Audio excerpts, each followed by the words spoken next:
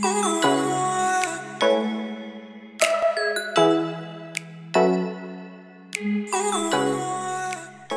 afternoon, family and friends. We thank you for joining us for Restoration Chapel's Traveling Stories. Today we are excited to bring on one of our local pastors here in Williamston, South Carolina. His name is Larry Baldwin. He is the pastor of Hillcrest Baptist Church.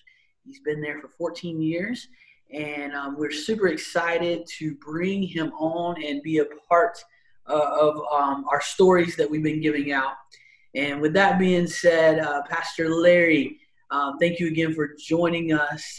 But we always start off with our testimony. And do you remember how life was before you met Jesus Christ? Well, I'll tell you, my story is a little bit unusual. Of course, I think it's typical with a lot of people, but I grew up, I was born and raised in Malden, South Carolina, and when Greenville County Schools came along and they wanted our farm, I went to Malden First Baptist. So when I was around 11 years old, they wanted our farm to be able to build Malden High School on. So we moved where they could build Malden High School on our farm, and then I moved to a wonderful God's country, Possum Kingdom. That's where I grew up, in Possum Kingdom, when I was 11. So we started going to a church. It was Cedar Shoals Baptist Church. And I remember I had been in church, of course, my whole life. My family has always been in church.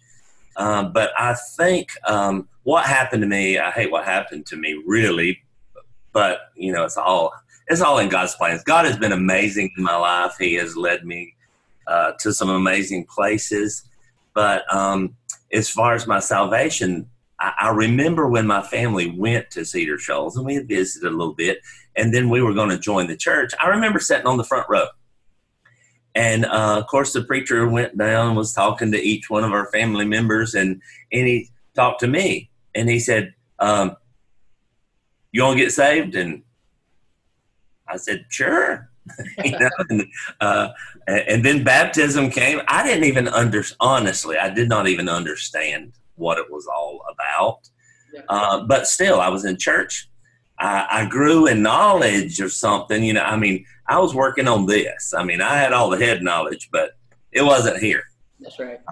Later on in my teen years, I was around 17, went to a lot of people probably had never even heard his name, but it was a Tierce Green concert. It was a musician. He was at Furman University.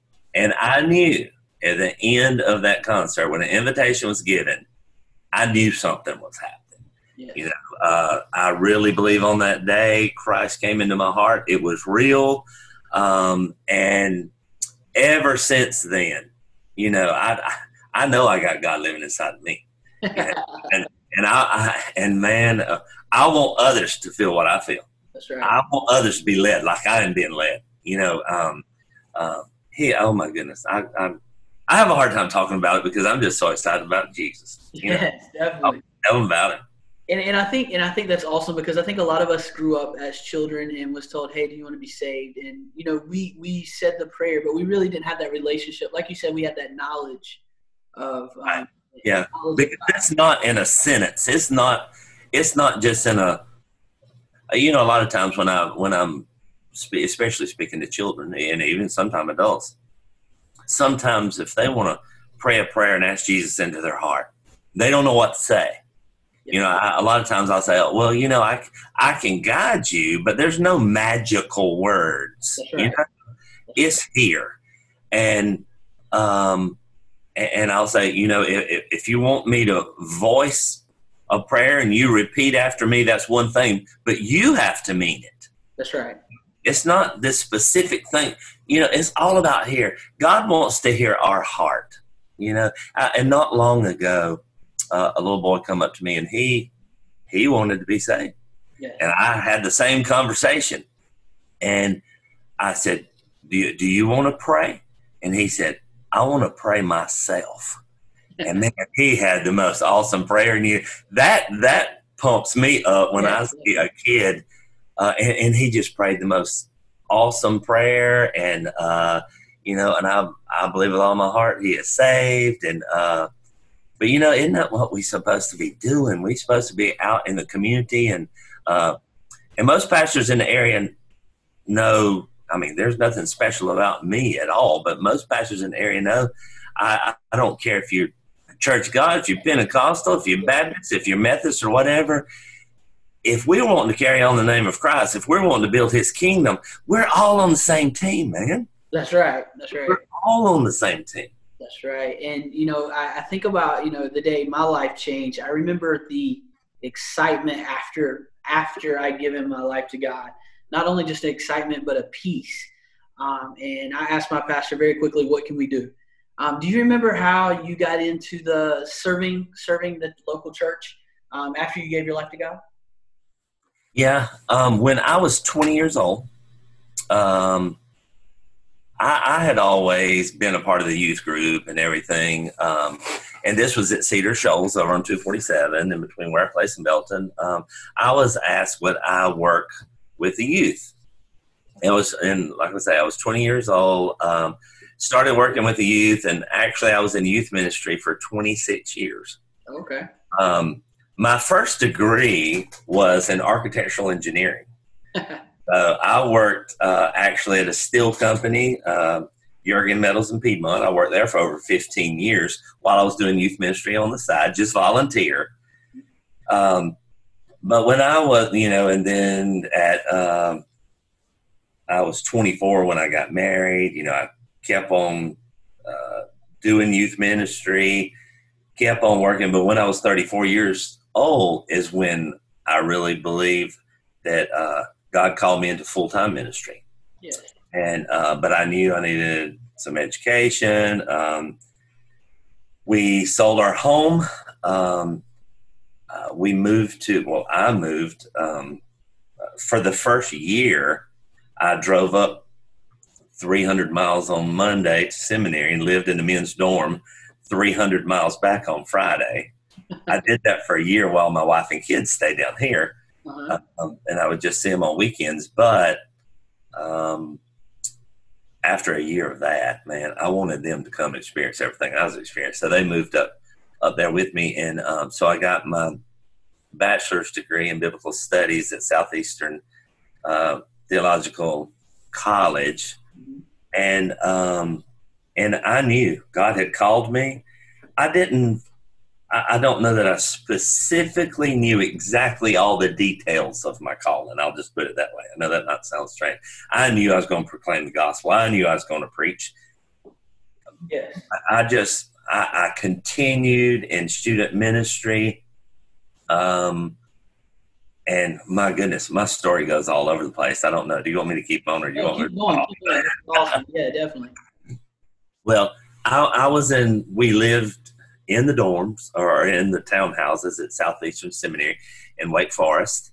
While I was there, I became Mr. of Students at Hillcrest Baptist Church in Bahama, North Carolina. That's right north of Durham. So we were there. And then from there, God taught us also to live on nothing because we didn't have nothing. Yeah. So I think that was all a preparation too. Definitely. I went from making a good bit, being the architectural engineering degree and working in the steel industry. I made good money, but I went to working on seminary campus in a post office for $5 an hour. Wow. My wife worked in the cafeteria at seminary for $5 an hour. So we were combined making $10 an hour.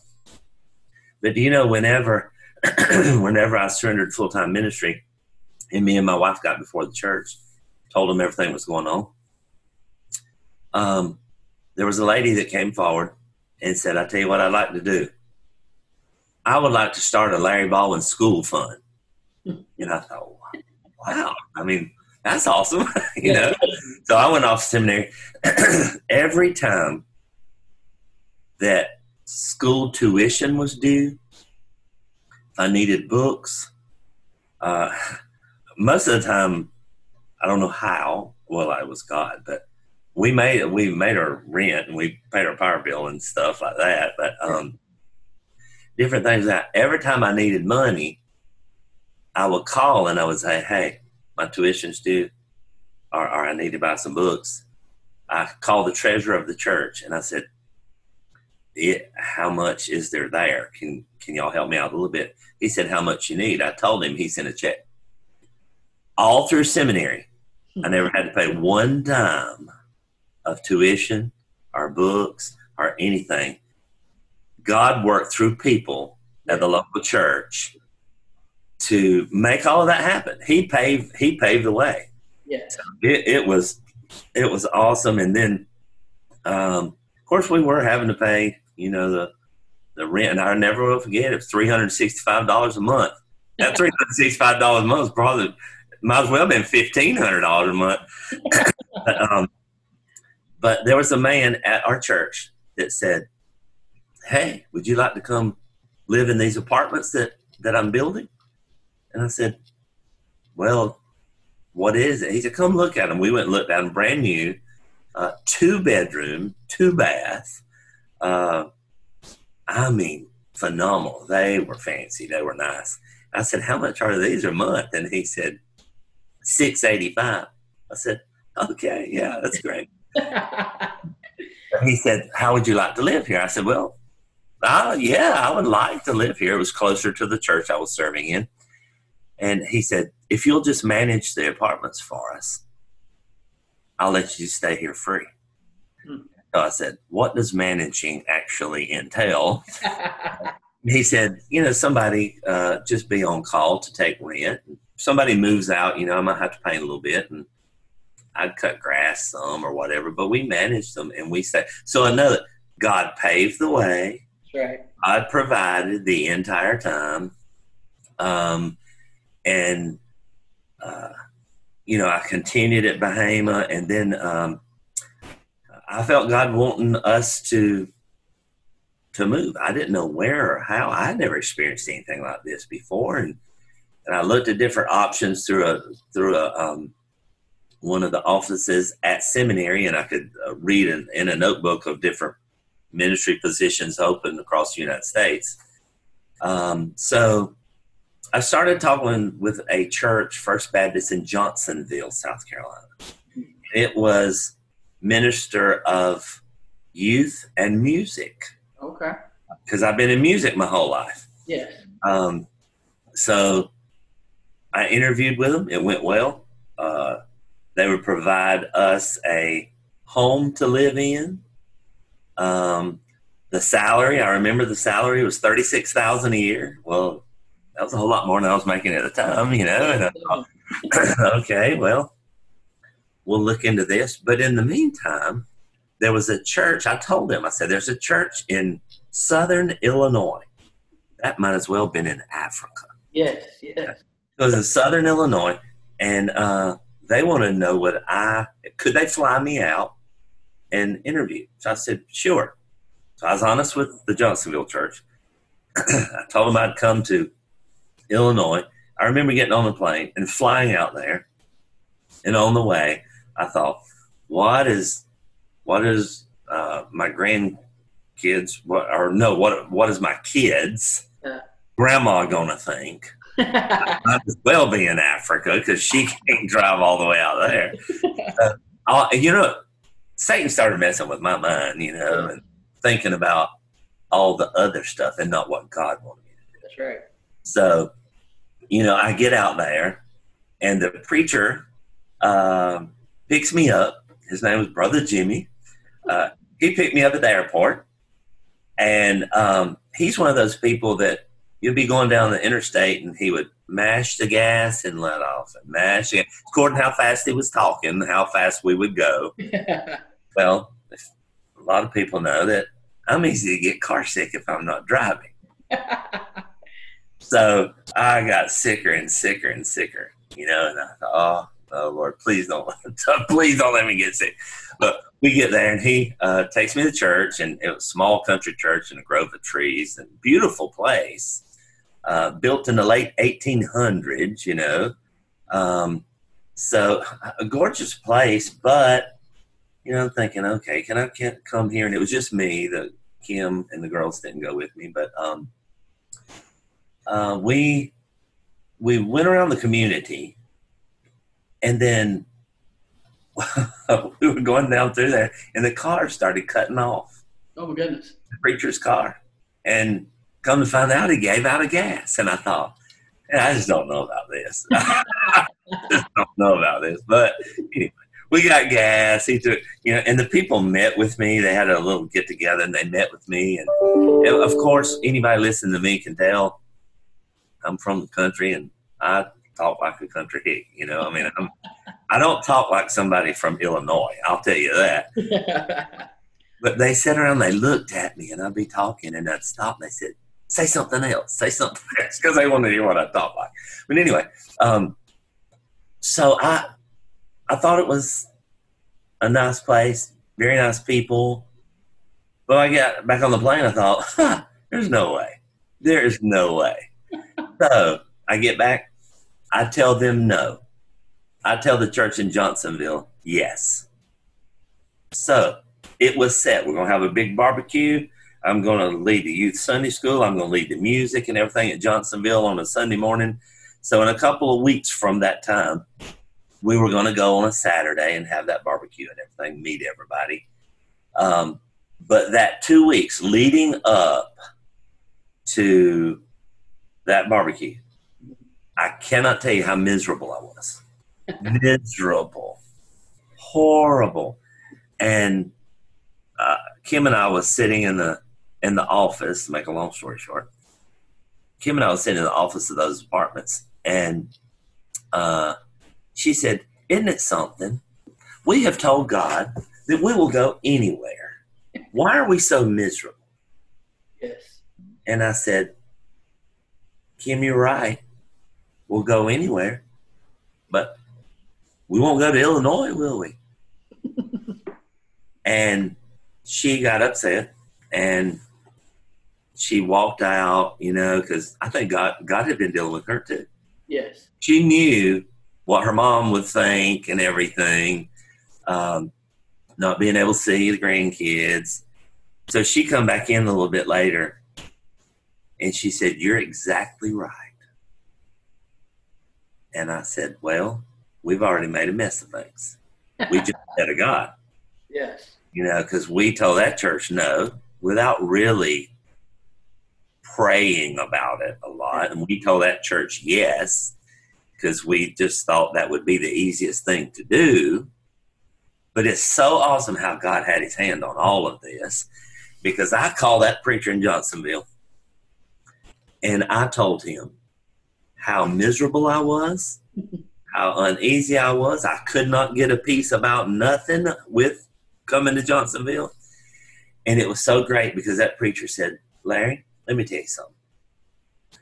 If you don't have a peace about it, it's not of God.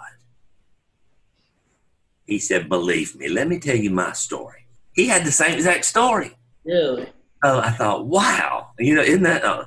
And so here, I turned him down. Of course, now here's the church in Illinois. I'd already turned him down. So I called, and I called them and didn't get an answer. They didn't call me back. So I thought, well, they don't want to have nothing to do with me.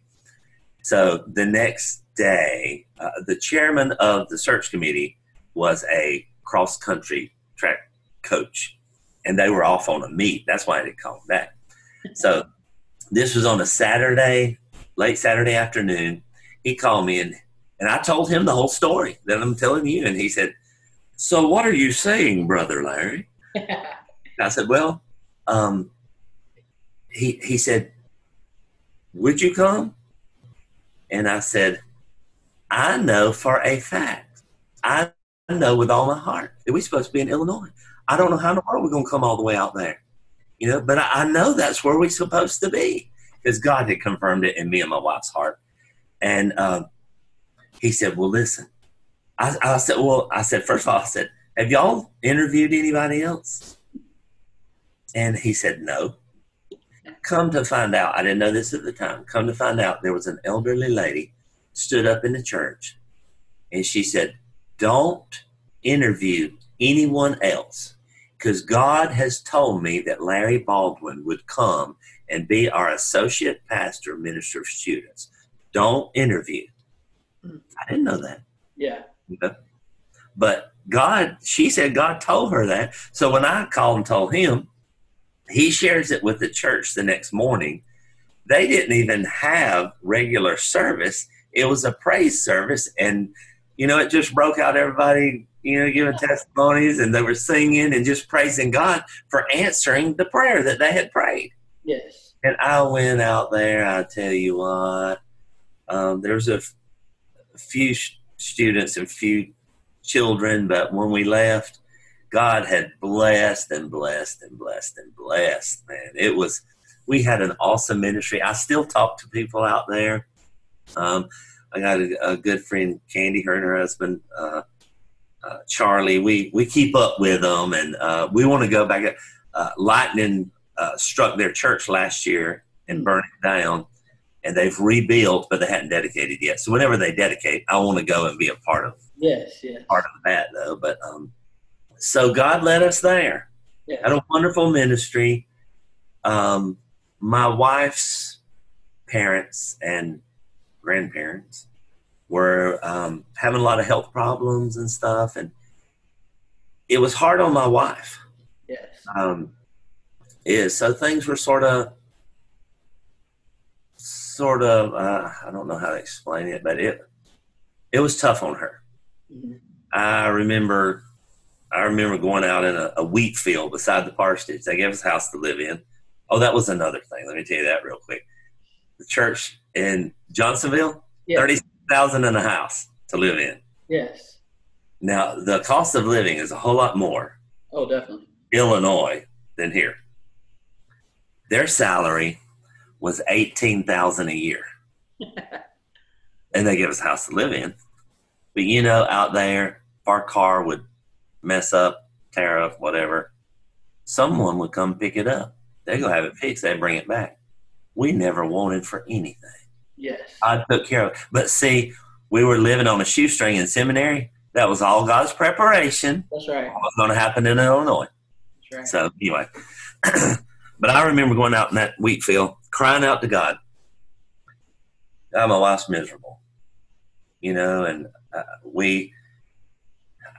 I said, I'd give anything, God, if you would take us within a couple hours, or maybe within 4 hours, because we was 11 hours away. Yes.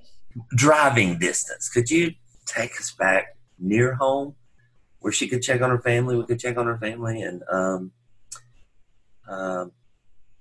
I prayed. I prayed a lot. And my wife was just really having some health issues, some struggles herself. And then the minister of music at Calvary Baptist Church in Williamston, yes, the town that we moved from to go to seminary, his wife, Stacy Brooks, she was my best friend in high school. Mm-hmm. So I emailed her and said, hey, would you get your husband to keep his eye open for like a minister of students, associate pastor, some minister of students in the area? And she said, I never will forget. She emailed me back. She said, Larry, we're looking for minister students. Send your resume. I sent my resume. I drove down right after 9/11, so it was really, really a scary time. I wondered if I would have enough gas to get back, or gas, the gas shortage, all that kind of stuff. Yeah.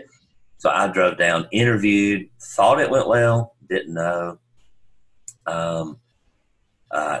I left and drove back, started driving back that night, stopped in Knoxville, then went on in the next day. I got a call the next day, and they wanted me to come to Calvary Baptist Church, which is in the same town. I didn't know nothing about it, but in the same town from where I came from. So I was minister of students at Calvary for about 5.5 years,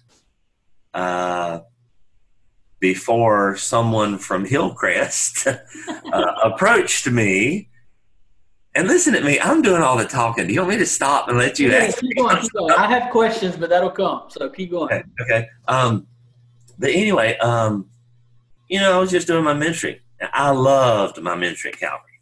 Yes. God bless, man. He blessed so much. I saw him do so much in and through my ministry there, and I give him all the glory for all of that. But I was approached by someone from Hillcrest, and they said, "We want you to come be our pastor." I thought, God didn't call me to be no pastor. I'm good. I'm comfortable. I'm doing what I believe God wants me to do right now, Well, about 6 months later, I was approached again. And I said, "Nah, I told you, nah, I'm sorry. I appreciate the offer and everything. I appreciate you thinking about me, but nah, I'm good." Well, about 6 months later, I was asked, and I said, "Well, I'll tell you what, I'll pray about it." Well, Hillcrest has always impressed me. Yeah. I've always been impressed by Hillcrest because when I would leave Calvary to go home, which is about a mile the other way, I would see them out here working on Vacation Bible School. And, man, they went all out on Vacation Bible School. And I thought, wow, that church has got it going on. And I don't even know if I knew hardly anybody here. But I told them that last time they asked me, I said, "I'll tell you what, I'll pray about it." So you might see my resume and not even want me. But in the meantime, again, God worked on me. God worked on my wife, both of us. Yes.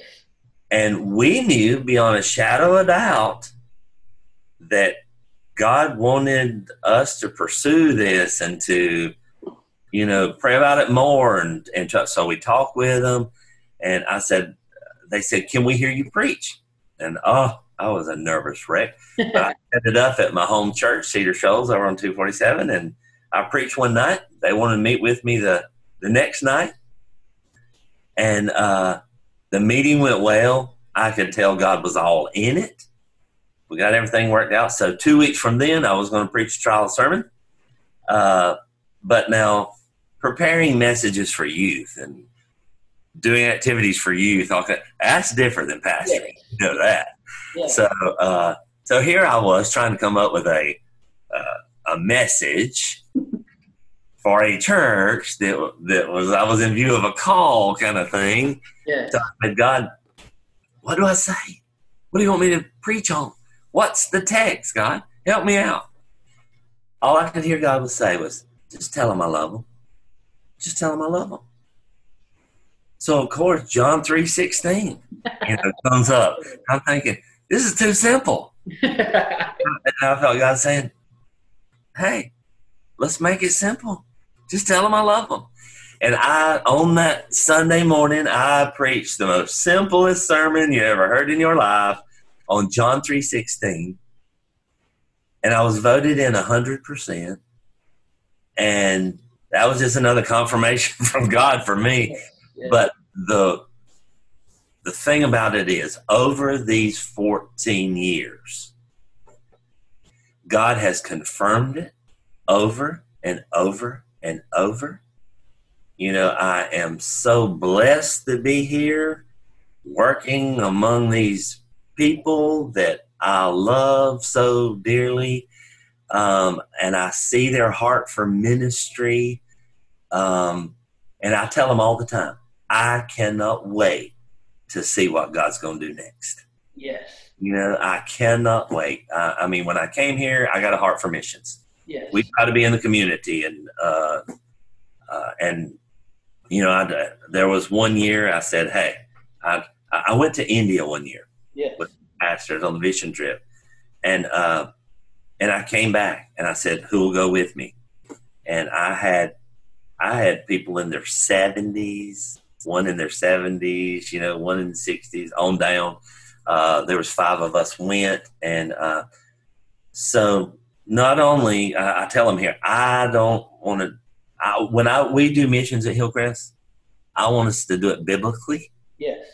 Some people say, "Why do you go on the other side of the world?" There's people that's lost here. Absolutely right. That's right. But I want to do it biblically. Yeah. I want to do it here. I want to do it in the state. I want to do it out of the state. I want to do it out of the country, because there's people on the other side of the world that's lost and dying. We got to get the message to them. Right. Sure. And speaking of that, I know, and that was one of the questions I was going to ask, because I know how your church has embraced that mindset of missions work, and not just in the community here, but outside of the community. And I noticed how you have the Lazarus Project that y'all do at Hillcrest. And for people that don't know, that's where Hillcrest goes out and they help repair or build roofs, decks, and help people that are houses that are have a need, and go in and try to help those things. How did that come up, and how and with your background, was that something that you came up with, the congregation came up with, or how did that? Okay. We, for years, for like probably 17 or 18 years, I've been involved with something called Ocoee Outreach in Cleveland, Tennessee. Yes. I'm good friends with Randy, who is over that, Randy Bonner, with CrossNet Network out there. But I saw the way they did it. I went back. There was a program starting in the Christian Ministries Department at Anderson University. And it had a lot of concentration on leadership. Yes. So I thought, well, it was a master's of ministry degree, but a lot of leadership was in it. So I went over there and started school again. And in 2011, I graduated. But before we graduated, the capstone course of the master's degree is to develop a ministry,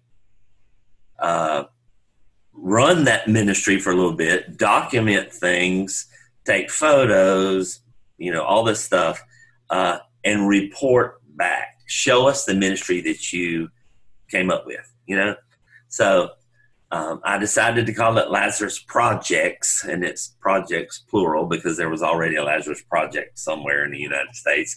So I put an S on it. Yeah.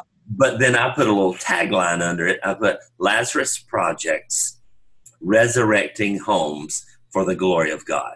Yes. I going off of Lazarus, of course, a biblical story, but resurrecting homes for the glory of God. And so I had to have assessment sheets. We go out and we assess the home, see what it is. Is it within our realm? Is it within our scope of something we can do? And they need to sign off on it. We're a ragtag bunch. We're not professionals. We're just going to try our best to help out. But so I did PowerPoint slides and everything. There was one home that we re-roofed it, we repainted it, we put new shutters on the front, we redone all the picket rails and the posts up under the front. We did a lot of stuff, and so I documented that, and then I documented handicap ramps and stuff. So I presented it to the professor and the other students, and made an A on it. So that was awesome. But that's how it all began. I even had T-shirts made, and all this kind of stuff. But even through that, I have seen God. There's people that started coming to the church because they saw what we did, because we were in the community. But I've seen God also, just like it appeared in the Williamston Journal, I think one day last year, year before last, over on the other side of town, there was a small white home that, there was a lot needed to be done there. Yes. But all of a sudden we have different individuals said, I'll come and roof it. It won't cost y'all anything. And then, organizations in town, I'll provide the paint. There's people in our community. A lot of people don't realize it. There's people and businesses in our community that's looking for ways to help. That's when the local church needs to organize some things, work together, and say, hey, this is happening. Would you like to help? Because honestly, they're really wanting to help. They just don't know an avenue sometime that they can. That's so right. They're able to do it. And I believe when that happens, God orchestrates everything. God's already working through that for them to be able to give it. That's you right. know, let's work together for the cause of Christ. That's right. And it takes the church to find those needs, because like you said, the businesses are doing their business work and they want to help out. But as the church, we should be looking just like Jesus did and see the needs of the people that we're ministering to and the communities that we're living in, not just the ones that we're ministering to, but the communities that we're living in, and have that mindset of, hey, we're going to help. And I really believe that, especially in a community like ours of 4,000 people. There's a lot of needs. We're a mill town, and all those mills, most of them have shut down.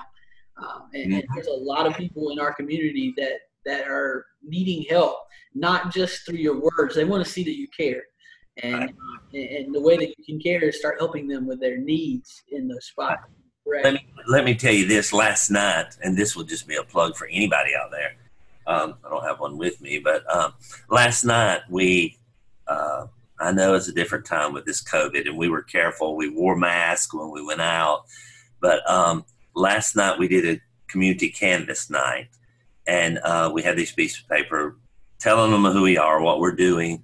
But we're going to have a community care day on August the 15th. Yes. And I've already talked with Joel Lopez down at First Baptist, because they wanted to be involved with our next Lazarus project or whatever. So they're going to be involved on the 15th. But what we're going to do is nothing major, but we said that we'd wash a car. We will pressure wash a house. We'll rake leaves. We'll clean up limbs or trash or whatever. So we had a sheet that they could mark what they would like for us to help them with.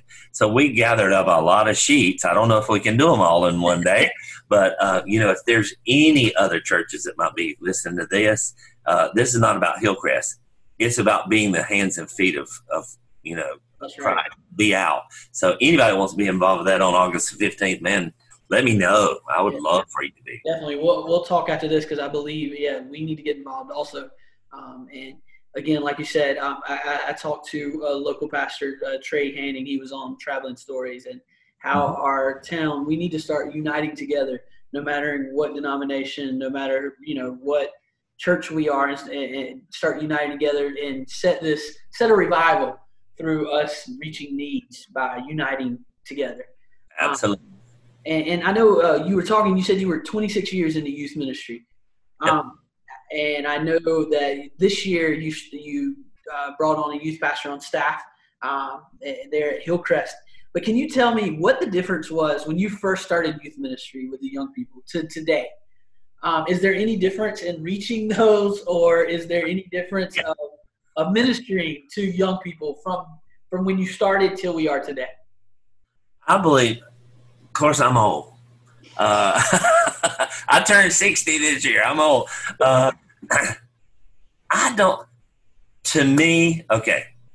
If we go back when I first started youth ministry, that would have been 1980. To me then, and I talk about this sometime in messages, when I was younger, it just seemed like things were so much more simpler. Yes. Young people today are dealing with things I didn't have to deal with, or didn't have to deal with when I started youth ministry in 1980. But now some of the basic stuff that they deal with, as far as relationships, and all this stuff, I can name them all. Some of that's still the same, but I don't know. I even believe today what we see happen, if you turn on the news, you can see it. It's almost like the threads of that's held society together are coming apart. Yes. And what is that saying to our young people? Definitely. Our young people are seeing, how some adults are acting. Yes. And that affects them. Well, you're telling me to do this? Well, look at what I'm seeing, kind of thing. So I honestly think there's a lot of similarities, but there's a lot of differences too. And I think the challenge for student ministers today is really navigating in this time of uncertainty. But I believe now student ministry is even more vital, and I'll try to explain that, than it was in 1980, because in such a time of uncertainty, I believe the one thing that students need, or several things students need, even more now than they did then, even though it's so important then, they need to know that somebody loves them. Yes. And, and that's just across the board. They need to know that somebody cares for them and loves them. And the one person that loves them unconditionally is Jesus Christ. Yes. And we've got to bridge that gap. We've got to, whatever they're going through, I have noticed that there's some students that come here and you can tell they need to just be loved on. Yes. They really do. And once you start caring and once you start loving on them, they're going to start listening. Then introduce the gospel, and you're right. We brought on, it's the first, now I've been here 14 years. I think years and years ago, they used to have someone in a paid position, but we brought Brady Henderson on back in December. I believe he's doing a phenomenal job. I don't know how he does what he does. I tell him, you need to slow down. I don't want you burning out or whatever, because he's always, but I think you, just by what you're doing here, I mean, this is ministry, and I really, really appreciate you doing it and what your church is doing and everything. But I've had to learn a lot. We're trying to use social media. We're trying to, use things to do ministry we've never had. It bothered me so bad when we had to basically shut the church doors, even though ministry continued. Yes. Church continued, but we were online. I don't like just doing church online, man. I got to be with the people, That's right. That's right. But yeah, it's student ministry. I don't know if I definitively answered that, but it's a challenge. It really is a challenge. But man, love on them and tell them about Jesus. All that is the same, and it's been that way forever. Yes, and I look at it, and I think it's in Numbers where it talks about they grew up a generation that didn't know the knowledge and works of God, and I believe, and if you look at that, the reason why they didn't is because of the generation before them didn't pass that down, and I believe we live in a society and a culture now where in 1980 there was a mindset of, hey, we're going to church, and then there was a group of that middle age that decided, hey, we're not going to do that anymore. We're going to, go get a job. We're going to, kind of rebel a little bit. And I think we're seeing the fruits of that as the years go on. Absolutely. We looked at it where it was, 1990s was a generation that, we're going to go do our own thing. We're going to rebel against the system, that kind of thing. And now we're dealing with that in 2020. But as you said, it comes back to showing that we care and showing that we love, because there's a lot of kids out there. As you know, I've been working at a local primary school some, and there's kids out there that they don't see mom and dad, but maybe an hour a night, or because they're working all day, or they're dealing with things around the house, And we grew up, that generation grew up on a TV family. You know what I mean? And I said it all through my student ministry. I've probably voiced it here before too. And this sort of goes along similar with what you're saying, the way it is at home. I know people are struggling to make it, and things, it's that. But there's one comment I want to say, because people used to ask me when I was in student ministry in a leadership position and this, that, and other, they would ask me, what do you think the number one problem with youth is today? I have an answer for that, and I believe it still rings true. I believe the number one problem with youth today, I know some people might be shocked because I'm going to say this. I think the number one problem is parents. Yes. Over the years, I've noticed, you know what? Love on your kids. Yes. Spend time with your kids. I know you might not have much, but 10 minutes of quality good time is better than 2 hours of looking at them every now and then while you got the remote in your hand or while you're on your phone surfing or on Facebook and all this kind of stuff.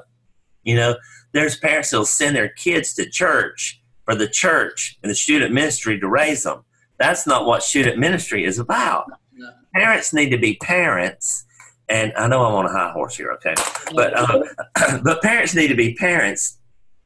And they need, even though it hurts sometimes to discipline and raise your children, do it because parents don't need to try their best to be their kid's best friend. Yes. And a lot of times I see some trying to be best friends. Yes. No, I mean, I believe you can be a friend, but you got to be a parent. That's okay? right. And I think we're seeing the fruit of some years of parents being best friends. That's right. Our parents not spending time, and I know it's hard sometimes to find time, but you only have them for just a small window of their life. But that small window, what you do in that small window is going to affect the rest of their life. Yes. Yes. And you know, and it seems like that window keeps getting smaller and smaller too, because, you know, now we're seeing kids 16, 17 years old moving out, trying to be adults when they hadn't even had, you know, a childhood or a teenage, lived that teenage life. And I totally agree with you. I believe the reason why we're seeing what we're seeing is the fruits of what we did 10 years ago, 15 years ago, 20 years ago. And that's the reason why we're at where we're at today. Also, we bring this up towards the end of every one of our conversations. If you just preach the sermon, somebody got saved and they've given their life to God. And what would be the first, we know, you know, through the getting to the word, that kind of stuff, but what would you tell them, the first thing, the advice that you would give them now that they have given their life to Jesus? Well, number one, they're going to have to grow. You know, I know they're going to have to grow, but it's according to what age we're talking about too. Yeah. Children, we want them to grow. We want everyone in leadership positions that has anything to do with them and parents to really help them grow. We want them to find what God wants them to do, and we're going to have to nurture. We're going to have to pour into them. I think the church does a poor job with that sometimes. Yeah. I'll be honest. In most churches, discipleship is weak. Yes.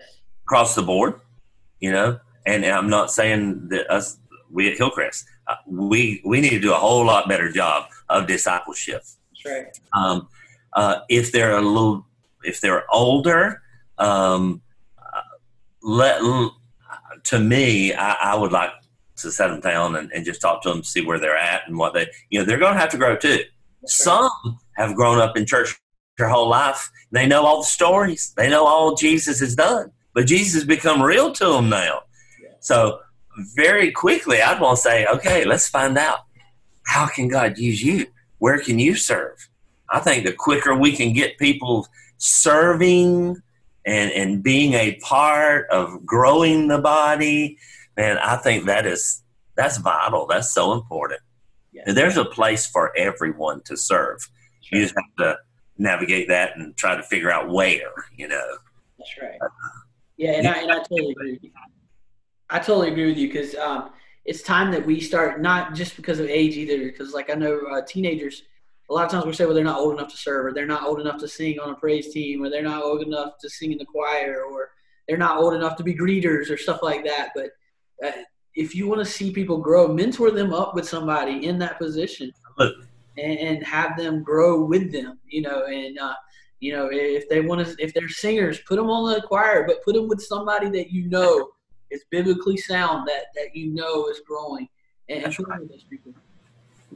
Yeah, and let them serve together.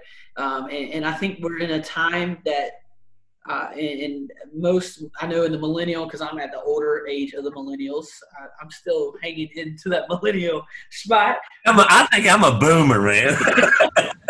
But, from the research that I've done through millennials to the next generation, is that they want to see an impact. They don't want to just hear about an impact. They don't want to just hear about a movement of God. They want to be a part of a movement of God. They want to be a part of an impact. And if we don't put them in those positions to be a part of that impact, we're going to lose them very, very quickly. And so, well, with that being said, Pastor Larry, thank you so much for joining us today. Thank you for having me. Yes, and if you are ever in the Williamston area and you're not at Restoration Chapel, I'll just throw that out there. Stop by Hillcrest. Hillcrest is located on Main Street. What's the address there, Pastor Larry? 1300 Anderson Drive. 1300 Anderson Drive. It's the coolest building ever. I think y'all's building is the coolest building ever. The way it's shaped. I love the way it's shaped.